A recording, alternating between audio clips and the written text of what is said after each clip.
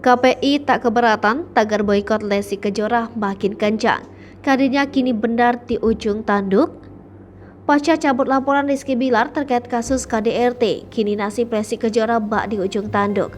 Setelah dijauhi rekan sesama artis, Lesti Kejora pun mendapat tagar boikot oleh para penggemarnya.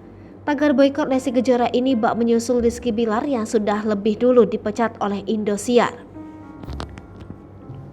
Tagar boikot Lesti Kejora ini ditujukan dari para penggemarnya yang memang kecewa atas sikap istri Rizky Bilar itu. Lesti Kejora bahkan dinilai mendukung adanya KDRT yang dilakukan suaminya. Pasalnya Lesti Kejora memang mencabut laporan setelah Rizky Bilar dinyatakan sebagai tersangka. Kini pencabutan laporan itu berimbas akan nasib karir Lesti Kejora. Tagar boikot Lesti pun tak main-main, makin hari makin banyak hingga KPI menyoroti hal tersebut. Pantauan Sripaku.com dari Instagram KPI, tagar boikot Lesti Kejora itu terlihat di beberapa postingannya.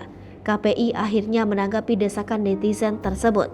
Komisioner KPI Nunung Rodiah mengaku tak keberatan saat masyarakat ramai mendesak Lesti dan Rizky Bilar diboikot dari televisi. Nuning justru menganggap masyarakat menunjukkan sikap kritis soal kasus KDRT. Nuning menilai masyarakat kini sudah semakin sadar tentang bahaya KDRT. Karena itu Nuning juga turut menilai seharusnya pelaku KDRT diproses secara hukum. Ia menilai proses hukum perlu dilakukan agar pelaku KDRT jera. Terkait keputusan Lesti Kejora mencabut laporan KDRT, KPI memilih menghormati. Nuning menegaskan KPI hanya berfungsi memberikan edukasi dan hiburan yang layak bagi masyarakat. Hai pemirsa Sripaku TV, jangan lupa komen, like, dan subscribe, serta tonton terus berita-berita terupdate lainnya ya.